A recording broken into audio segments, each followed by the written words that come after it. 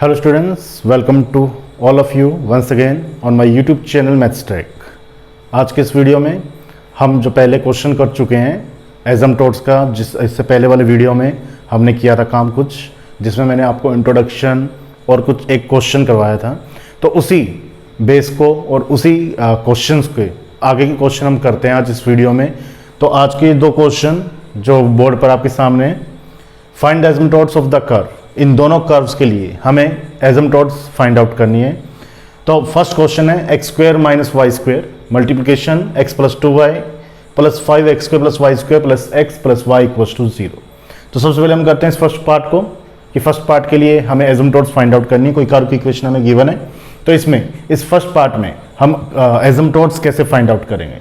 तो जिन्होंने भी इससे पहले वाला वीडियो नहीं देखा हो तो प्लीज़ पहले वो इससे पहले वाला वीडियो जरूर देखें, तभी आज का ये वीडियो जो है वो आपको क्लियर हो पाएगा। आज का ये जो भी इसमें बेस है वो आपको इससे पहले वाले वीडियो से ही क्लियर हो पाएगा। तो चलिए करते हैं आज का ये वीडियो स्टार्ट। तो फर्स्ट क्वेश्चन के साथ, जैसा कि हमें मालूम है, हम फर्स्ट क्वेश्चन के लिए जब हम सोल्व करेंगे इसे, तो हमें मालूम है कि हमें सबसे पहले क्या डिसाइड करना होगा। हमारा जो फर्स्ट स्टेप जो जहाँ से स्टार्ट होगा वो क्या रहेगा, वो डिपेंड करेगा एन पर। हमें सबसे पहले एन की वैल्यू फाइंड आउट करनी होगी। एन की वैल्यू क्या चीज़ है, एन क्या चीज़ है, n is the highest degree of the given equation. अब यहाँ इस कंप्लीट इक्वेशन में हाईएस्ट डिग्री क्या आ रही है, देखिए हाईएस्ट डिग्री कितनी है, क्या 2 है, नहीं।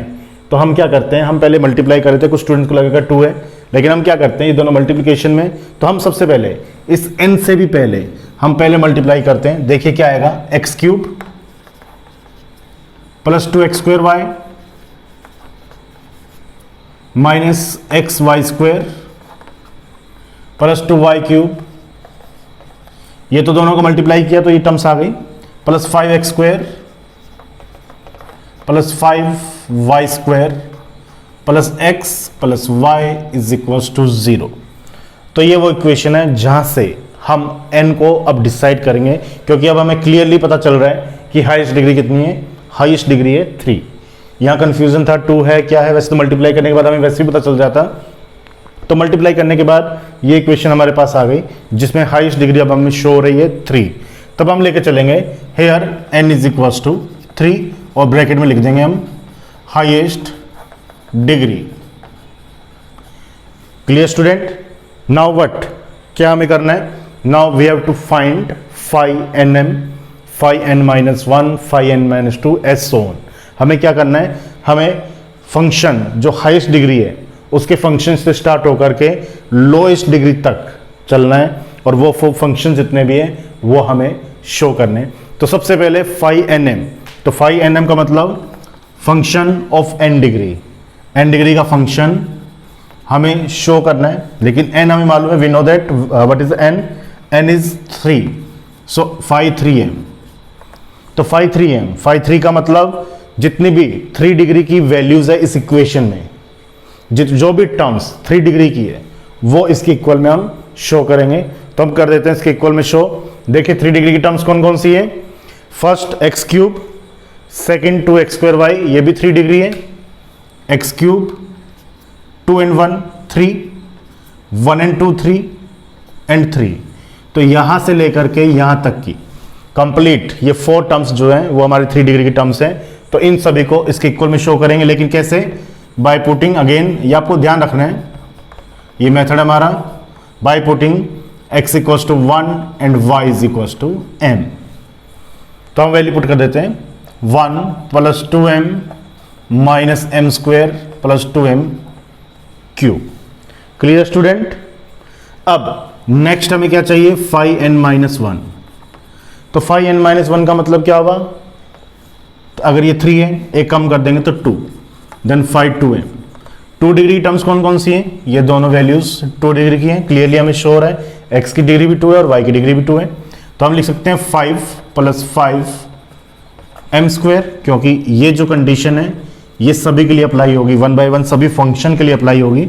Then phi n minus 2 that is phi 1 degree की वैल्यू कितनी है, तो ये भी 1 है और ये भी 1 है, तो ये दोनों वैल्यूज आएंगी 1 डिग्री के लिए कंसीडर होंगी, दैट इज 1 प्लस m। अब इसके अलावा फाइव एन माइनस थ्री हमें फाइंड करना है, नहीं करना। क्यों? क्योंकि हमारे पास लास्ट वैल्यू कौन सी होनी चाहिए? 5 1। इससे नीचे हम नहीं जाएंगे, 5 0 तो कुछ होगा ही नहीं, 0 डिग्री का हम क्यों कंसिडर करेंगे, इसलिए लास्ट 5 1 तक हम चलेंगे। इसके बाद हमारा मेथड क्या कहता है? हमारा मेथड वही कहता है जो लास्ट हमने क्वेश्चन में किया था, हाईएस्ट डिग्री की जो इक्वेशन है इसे 0 के इक्वल पुट करना है। क्यों करना है? To find the value of m। और find the value of m का हम क्या करेंगे? हमें क्या चाहिए? एसिम्पटोट्स चाहिए। एसिम्पटोट्स किससे रिप्रेजेंट होती हैं? y equal to m x plus c से। एसिम्पटोट्स क्या है? एक स्ट्रेट लाइन है जिसकी इक्वेशन है ये। अब हमारे पास यहाँ पे दो क्या है? अननोन है। So we have to find the value m and c। तो सबसे पहले हम m की वैल्यू फाइंड करते हैं। m की वैल्यू फाइंड करने के लिए रूल क्या है? जो हायर डिग्री है उस इक्वेशन को 0 के इक्वल पुट करते हैं, जिससे कि हमें m की वैल्यू मिल जाए। तो लिख देते हैं, करते हैं हम क्या? Put 5nm that is 5 3m is equal to 0। हम इसको 0 के इक्वल पुट कर दें तो फिर क्या होगा? 3 डिग्री की टर्म्स ये है, मैं इसको m क्यूब से 1 तक यानी डिसेंडिंग ऑर्डर में वैल्यूज पुट कर रहा हूं। तो लिख देते हैं that is 2m cube minus m square plus 2m plus 1 is equal to 0। यहां तक कोई डाउट किसी को? क्लियर है यहां तक सभी को? अब हमें क्या चाहिए? अब हमें यहां से फैक्टर्स करने हैं। m की वैल्यू फाइंड करनी है तो हमें क्या चाहिए? फैक्टर। फैक्टर कैसे होगा? बहुत इजी है फैक्टर करना। देख लीजिए, m स्क्वेयर यहां से कॉमन आ रहा है फर्स्ट टू टर्म में से, ब्रैकेट में क्या रहेगा? 2m minus 1। इन दोनों में से m स्क्वेयर कॉमन आ गया, ब्रैकेट में रहेगा। यहां एक मिस्टेक है, ये प्लस की जगह माइनस होगा, इसको आप सही कर लेना। तो ये नेगेटिव होगा। अगर ये नेगेटिव होगा तो ये टर्म्स भी नेगेटिव होगी। अगर ये टर्म्स नेगेटिव होगी तो ये हमारे पास वैल्यू नेगेटिव में आएगी। क्लियर है? अगर ये नेगेटिव में आएगा तो हम m स्क्वेयर नेगेटिव कॉमन ले लेंगे। जब m स्क्वेयर नेगेटिव कॉमन लेंगे तो ये आएगा 2m प्लस 1, और फिर यहाँ से प्लस 1 आएगा तो ये रहेगा 2m प्लस 1 इक्वल्स टू 0। ये मिस्टेक जो है वो सही कर लेना, क्योंकि मैंने यहाँ पॉजिटिव कर दिया था, but negative into positive negative आएगा। क्लियर है? तो ये हमारे पास आ गए फैक्टर्स। हम इसको ये लिख सकते हैं नेक्स्ट स्टेप में 2m plus 1 and 1 minus m square is equal to 0। Next step में मैं क्या लिख सकता हूँ? m की 3 वैल्यूज हमारी मिलेगी। एक तो मिल रही है m इक्वल्स टू -1/2 इसके थ्रू। यहाँ से क्या वैल्यू मिलेगी? यहाँ से वैल्यू मिलेगी m स्क्वायर। इसको अगर मैं लिखूँ तो मैं लिख सकता हूँ m स्क्वायर इक्वल्स टू 1, और अगर m स्क्वायर इक्वल्स टू 1 है तो m की वैल्यू मिलेगी एक 1 पॉजिटिव और एक 1 नेगेटिव। जब हम स्क्वायर रूट लेंगे तो क्या होगा? प्लस माइनस 1, तो 1 एंड नेगेटिव 1। अब चेक कीजिए, m की 3 वैल्यूज हैं और तीनों वैल्यूज क्या हैं? डिफरेंट हैं। कोई भी वैल्यू इक्वल नहीं है, सेम नहीं है, इसलिए तीनों वैल्यू डिफरेंट है। तो जो कल यानी इससे पहले वाला जो वीडियो हमने किया था, उस वीडियो में मैंने बताया था कि जब m की तीनों वैल्यूज या जितने भी रूट्स हैं सभी रूट्स डिफरेंट हो तो c के लिए फार्मूला क्या बनेगा?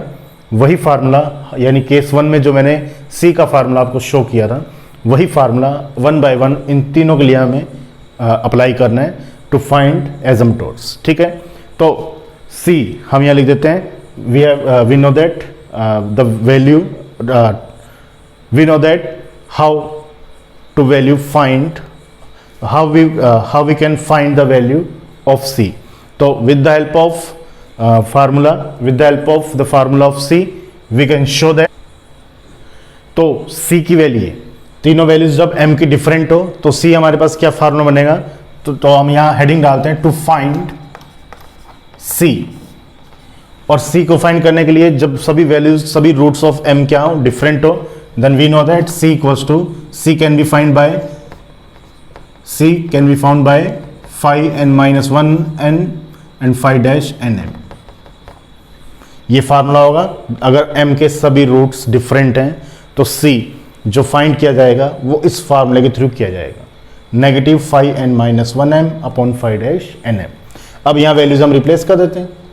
negative 5n-1, that means 5 2 and 5 2 will be 5m square plus 5 divided by 5 dash का मतलब डेरिवेटिव, 1 टाइम डेरिवेटिव।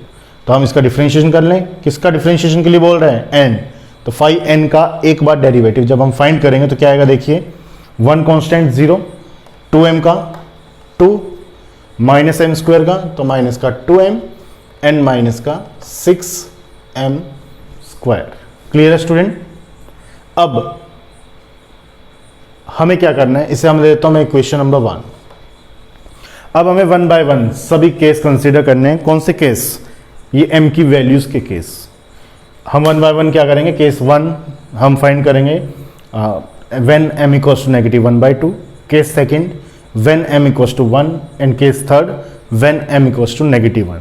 तो 1 बाय 1 इन तीनों के लिए हमें c की वैल्यूज मिलती रहेंगी और हमारी तीनों एसिम्पटोट्स हमें मिल जाएंगे एंड में। तो देखिए केस 1, सबसे पहले हम केस फर्स्ट को चेक करते हैं। Case 1, when m is equals to -½ इसको मैं कंसीडर कर लेता हूं फर्स्ट केस के लिए। तो जब m इक्वल्स टू -½ होगा, सो फ्रॉम इक्वेशन नंबर 1 से हम वैल्यूज डायरेक्ट पुट करेंगे। क्या, इस जहां पे भी m है वहां -1/2 में रिप्लेस कर दूं। तो देखिए जरा क्या आएगा, -5 -1/2 का whole square plus 5 divided by 2 -2 -1/2 -6 -1/2 का होल स्क्वायर। ये वैल्यू बनेगी क्योंकि m को किसके लिए सोल्व करें, किस वैल्यू के लिए, -1/2 के, इसे -1/2 जहां पे भी m है वहां हमने रिप्लेस कर दिया। तो c is equals to -5/4 plus 5 divide by 2 plus 1 divide हो जाएगा, नेगेटिव पॉजिटिव हो जाएगा, एंड माइनस ये कितना बनेगा 6/4, दैट मीन्स 3/2। क्लियर है यहां तक, कोई डाउट। अब नेक्स्ट स्टेप में क्या होगा, देखिए जरा, जब मैं एलसीएम ले लूंगा इसका तो 25/4, यहां जब एलसीएम लेंगे 3 - 3/2 है तो कितना हो जाएगा 3/2, 2 + 1 3, 3 - 3/2 कितना हो जाएगा 3/2। या नेक्स्ट क्या हो जाएगा 25/6 लिख सकते हैं हम इसको, ये 25/6। तो c हमारे पास कितना आ गया, c हमारे पास आ जाएगा -25/6। तो फर्स्ट एसिम्पटोट्स हमें क्या मिल जाएगी, फर्स्ट एसिम्पटोट्स हमारे पास हो गई। क्या एसिम्पटोट्स हमारे पास, वी नो दैट, क्या, by the formula of the asymptotes y = mx + c। m के लिए हमने किसके सॉल्व किया, -1/2 के लिए, और c कितना आ गया -20/6। तो y is equals to -x/2 -25/6। तो ये क्या हो गई, this is the first asymptotes of the curve. ये हमारी फर्स्ट एसिम्पटोट्स आ गई गिवन कर्व के लिए। वैसे ही जब हम केस सेकंड की ओर चलेंगे तो केस सेकंड हमें क्या कहता है, चलते हैं केस सेकंड की ओर।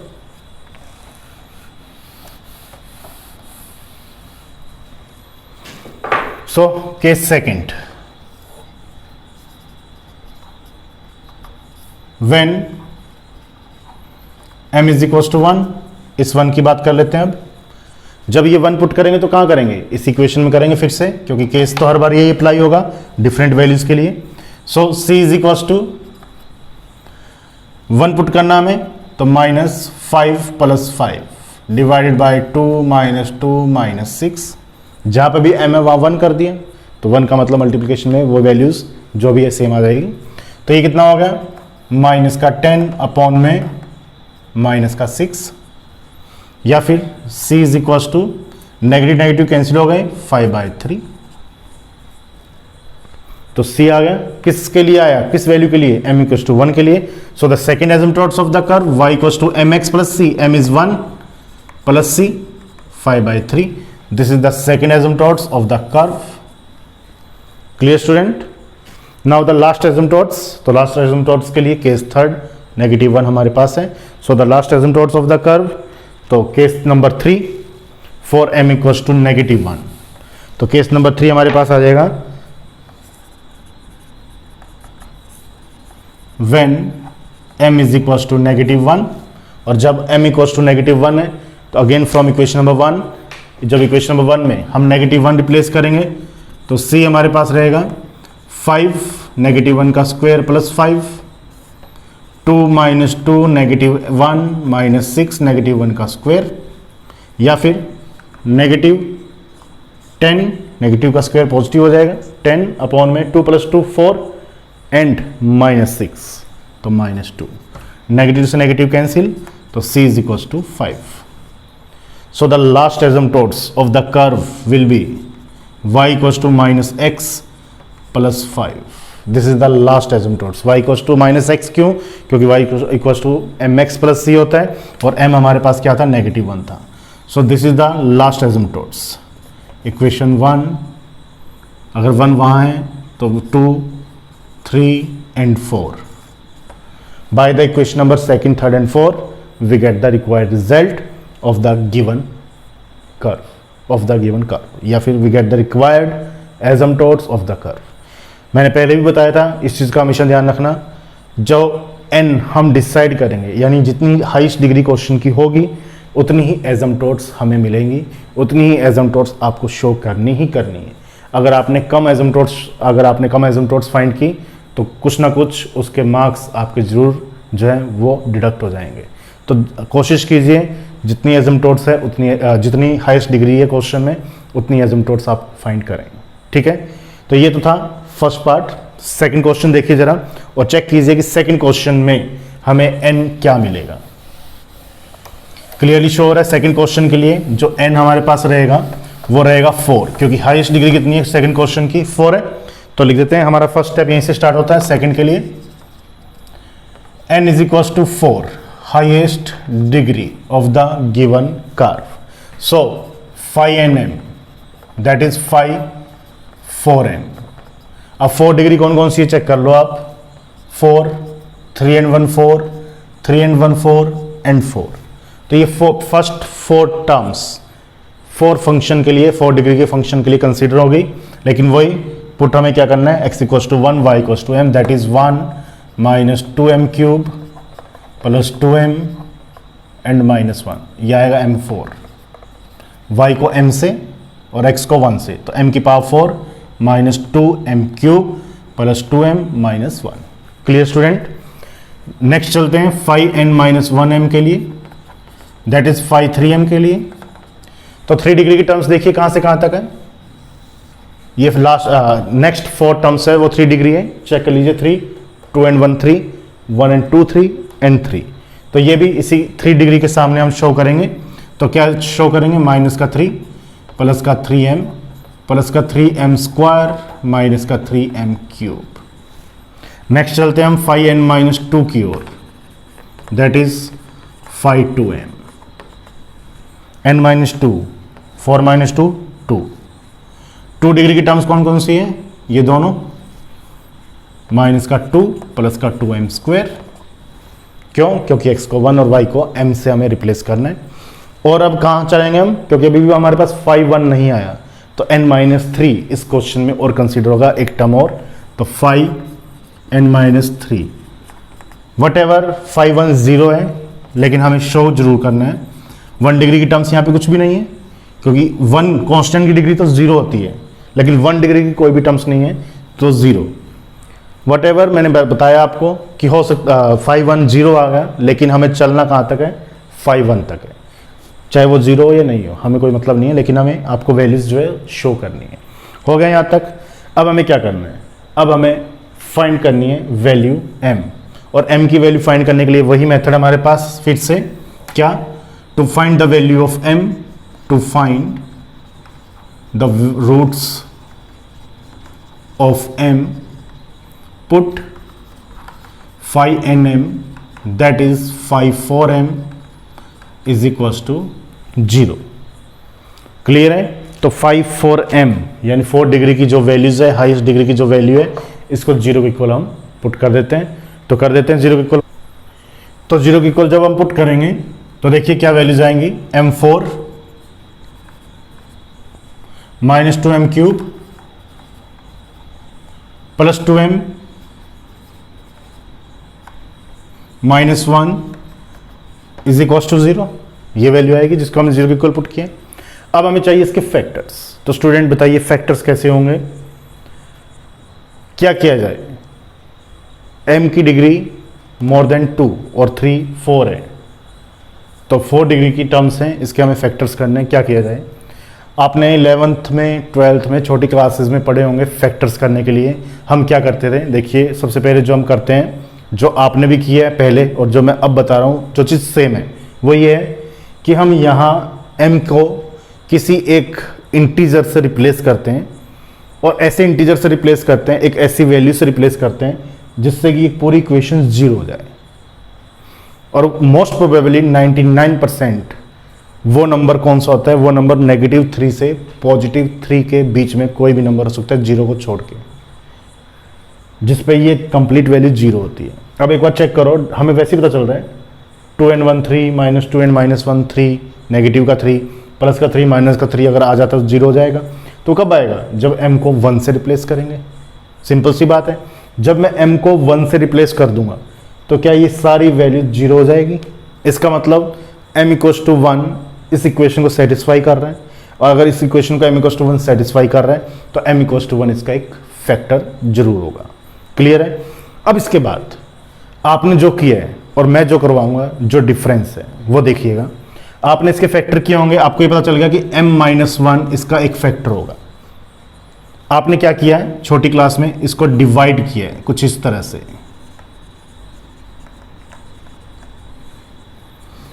इसको आपने m³ से मल्टीप्लाई किया होगा, इसको डिवाइड किया होगा। यहाँ जो वैल्यूज आती हैं वो आपके क्या होंगे, यहाँ जो वैल्यू आएगी वो आपके फैक्टर्स हो जाते होंगे। लेकिन ये थोड़ा सा मुझे लेंदी प्रोसेस लगता है, थोड़ा सा लेंदी प्रोसेस है, तो मुझे ये चीज़ समझ नहीं आती। मैं आपको इससे थोड़ा सा इजी मेथड करवा देता हूँ। क्या है, देखिए ज़रा,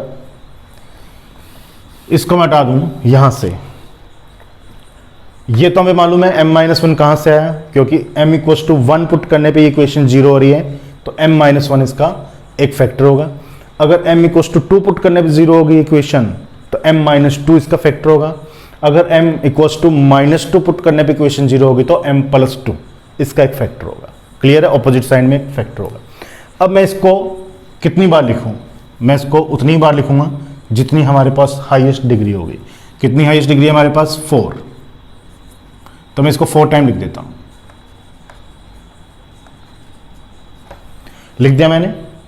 अब इन 4 की हेल्प से 1 2 3 4 इन चारों की हेल्प से हमें इस इक्वेशन को फिर से तैयार करना है। कैसे तैयार करना है, देखिए यहाँ पे क्या है, m की पावर 4 है।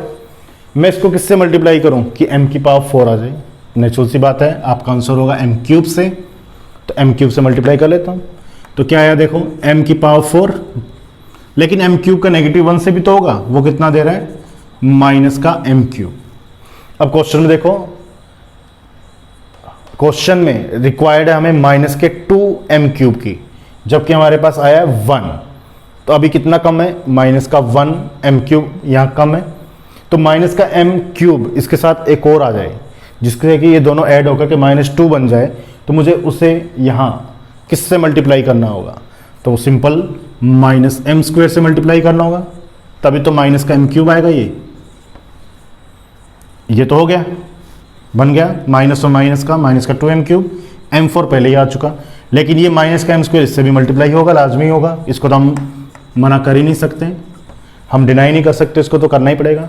अब +m² आ गया, जबकि यहाँ देखो स्क्वायर के लिए कोई जगह नहीं है, m² की कोई भी टर्म नहीं है, तो इसका मतलब हमें इस m² को रिमूव करना है। ये m² रिमूव कब होगा, जब सेम टर्म्स इसके ऑपोजिट साइन में यहाँ आ जाएगी। अगर +m² है तो अगर यहाँ -m² आ गया तो दोनों कैंसिल आउट हो जाएंगे। और -m² कब आएगा, जब यहाँ माइनस का m हम अप्लाई करेंगे। तो यह क्या आ गया, -m² प्लस का m, ये कैंसिल आउट हो गए, प्लस m रह जाएगा। हमें m प्लस में कितने चाहिए, 2, कितना मिल गया, 1।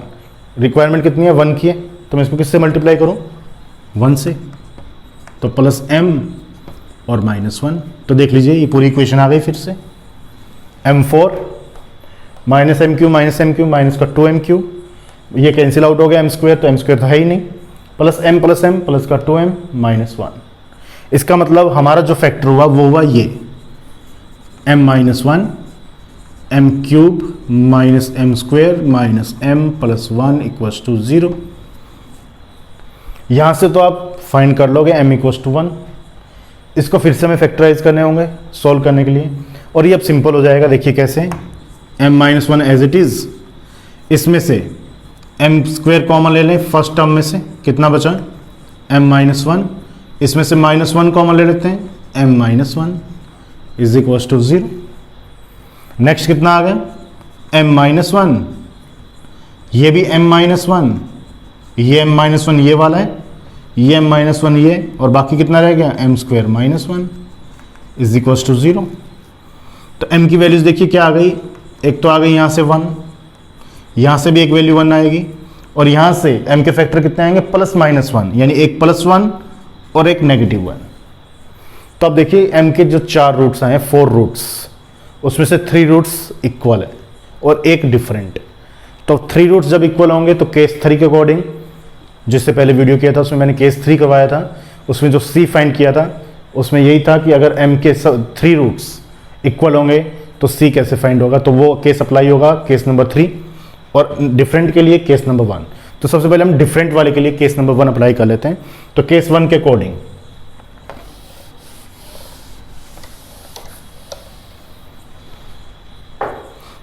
Case 1, when m is equals to negative 1, और m इक्वल्स टू नेगेटिव 1 है तो c के लिए फार्मूला क्या होगा डिफरेंट केस के लिए, जो अभी लास्ट क्वेश्चन में हमने किया था, phi n minus one m upon phi dash n m. Phi n minus one क्या है हमारे पास, ये, इसमें से नेगेटिव कॉमन ले लूँ तो वो नेगेटिव पॉजिटिव हो जाएगा, तो कितना रह जाएगा 3 माइनस 3m, क्योंकि नेगेटिव हम कॉमन ले चुके हैं ताकि ये नेगेटिव और नेगेटिव कैंसिल आउट हो जाए, माइनस का 3m स्क्वेयर प्लस का 3m क्यूब, ये सभी साइन ऑपोजिट हो जाएंगे क्योंकि हमने नेगेटिव कॉमन लिया है, पॉजिटिव नेगेटिव नेगेटिव पॉजिटिव। डिवाइडेशन में क्या है इसका डेरिवेटिव, तो इसका डिफरेंशिएशन कर दिया हम एक बार, 4m cube minus 6m square plus 2 हो गया डेरिवेटिव। किसके लिए सोल्व कर रहे हैं, m इक्वल्स टू नेगेटिव 1 के लिए, तो नेगेटिव 1 कंप्लीट में हम पुट कर देते हैं। तो जब पुट करेंगे देखिए क्या आएगा, 3 प्लस 3 हो जाएगा नेगेटिव 1 से, ये माइनस 3 रहेगा और ये माइनस 3 रहेगा। 3 m equals to negative 1 negative positive 3, negative 1 का स्क्वायर पॉजिटिव, लेकिन positive negative again negative, negative का cube negative, negative positive negative. अब नीचे कुछ भी हो ऊपर चेक करो क्या आ रहा है, 6 पॉजिटिव भी है 6 नेगेटिव भी है, तो ज़्यादा माइंड लगाने की जरूरत ही नहीं है, डायरेक्ट इसको क्या कर दो 0, क्योंकि ऊपर जब 0 आ रहे हैं तो हमें डिनोमिनेटर वाली वैल्यू से क्या मतलब है, कोई वैल्यू मतलब नहीं है, तो c डायरेक्ट क्या आ गया 0। तो first asymptotes of the curve y equals to mx plus c, या फिर y is equals to minus x, या फिर y प्लस x, या x plus y is equals to 0। तो ये हमारे पास आ गई first asymptotes of the curve. तो अब केस सेकंड की बात कर लेते हैं, जिसमें सभी m के 1 m जो है वो रूट सेम है। तो case second, when m is equals to 1 1 1, जब m की वैल्यू 1 हो और वो भी 3 टाइम सेम हो, तब देखिए फार्मूला, सबसे पहले तो फार्मूला हमारा क्या बनेगा, फार्मूला हमारे पास बनेगा, इसके लिए थोड़ा मैं यहाँ शो कर देता हूँ इस फार्मूले को।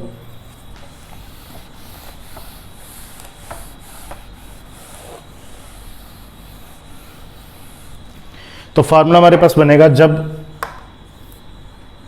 3 रूट्स m के सेम है, तो c cube upon 3 factorial 5 triple dash nm plus c square upon 2 factorial 5 double dash n minus 1m plus c upon 1 factorial 5 dash n minus 2m plus 5 n minus 3m equals to 0। तो ये formula बनेगा जब m के 3 roots equal हो जाएं, identical हो जाएं, c cube upon 3 factorial 5 triple dash nm plus c square upon 2 factorial 5 double dash n minus 1m plus c upon 1 factorial 5 dash n minus 2m and plus 5 n minus 3m। अब हम 1 by 1 values put करते हैं जैसे कि हमारे पास requirement है। तो requirement के अकॉर्डिंग देखिए ज़रा, जब हम वैल्यूज पुट करेंगे तो सी क्यूब अपॉन 3 फैक्टोरियल कितना हुआ, 3 फैक्टोरियल का मतलब 6, ट्रिपल डैश किसका, n का यानी 4 का, n कितना है 4, इसका 3 बार डिफ्रेंशिएशन, फर्स्ट टाइम तो ये किया हुआ है हमने, यहाँ फर्स्ट टाइम तो डिफ्रेंशिएशन किया था, सेकंड टाइम डिफ्रेंशिएशन क्या होगा देखिए जरा, 12m², इसका सेकंड टाइम डेरिवेटिव माइनस का 12m, और थर्ड टाइम जब डेरिवेटिव फाइंड करें कितना आएगा, 24m माइनस 12। क्लियर है, नहीं क्लियर है तो इसका 3 बार डिफ्रेंशिएशन कर लीजिए, 3 टाइम डेरिवेटिव फाइंड कर लो, ये वैल्यू आएगी आपकी। फिर प्लस c² अपॉन 2 फैक्टोरियल का मतलब 2, n-1 का 2 टाइम डेरिवेटिव, 2 टाइम डेरिवेटिव है किसका, n-1 का, और n-1 क्या 5 3, तो इसका फर्स्ट टाइम जब डिफरेंशिएशन करेंगे 0 प्लस 3 प्लस 6m माइनस का 9m², और जब सेकंड टाइम करेंगे तो क्या आएगा 6, ये 0 6 माइनस 18m, फिर प्लस c 5-n-2, n-2 का एक बार डेरिवेटिव, तो ये कांस्टेंट 0, एक बार डिफरेंशिएशन करने कितना आएगा 4m, और लास्ट में क्या आ रहा है 5n-3, और हमारे पास तो 5n-3 ऑलरेडी 0 है, तो 0 इक्वल्स टू 0। कोई डाउट, कोई प्रॉब्लम अगर हो तो आप कमेंट बॉक्स में जरूर लिखें, ताकि मैं उसको सॉल्व करवा पाऊँ, आपका जो भी आपके डाउट्स है उसको मैं दूर कर सकूँ। तो ये हमारे पास इक्वेशन आ गई किसकी, c के लिए, जब m के 3 रूट्स इक्वल है। क्लियर है, अब हम इसको सोल्व कर लेते हैं।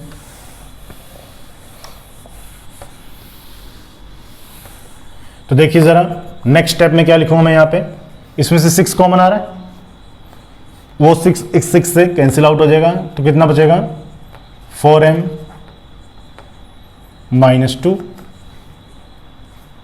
क्लियर, प्लस यहां से 2 कॉमन लेके कैंसिल आउट कर दो, कितना आएगा c² 3 माइनस 9m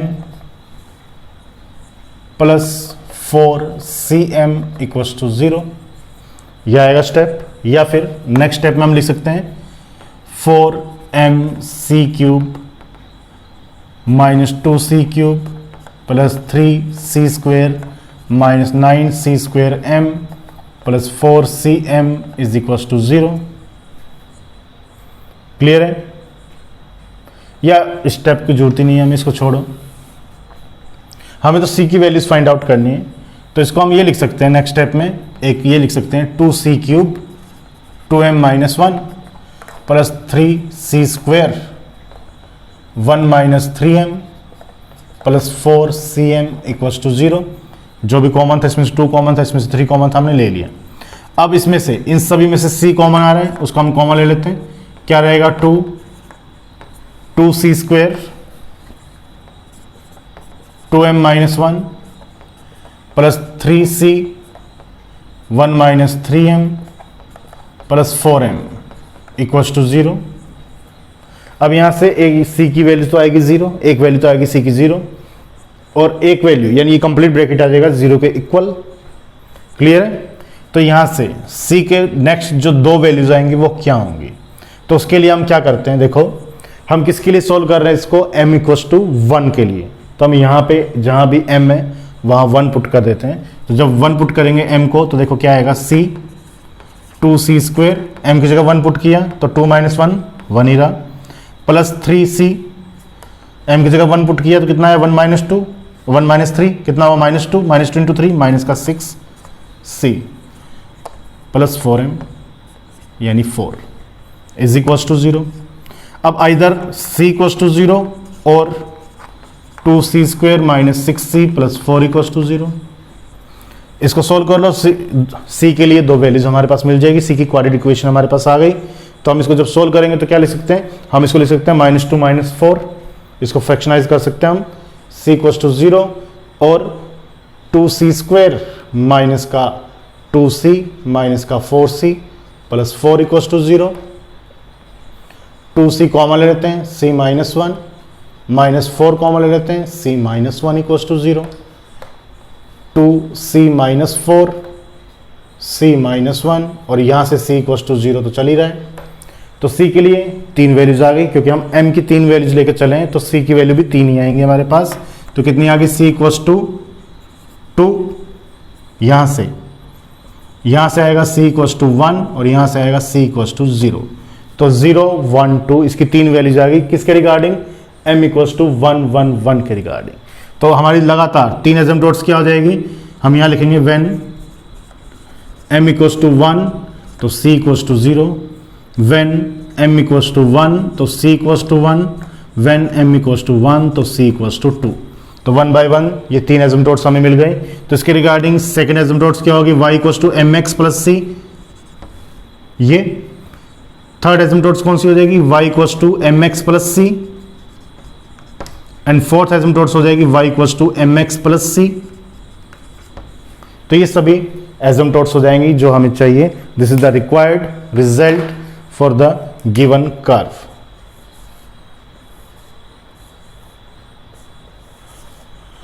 तो स्टूडेंट्स, ये था आज का वीडियो जनरल क्वेश्चंस पे जो बहुत इजी हैं।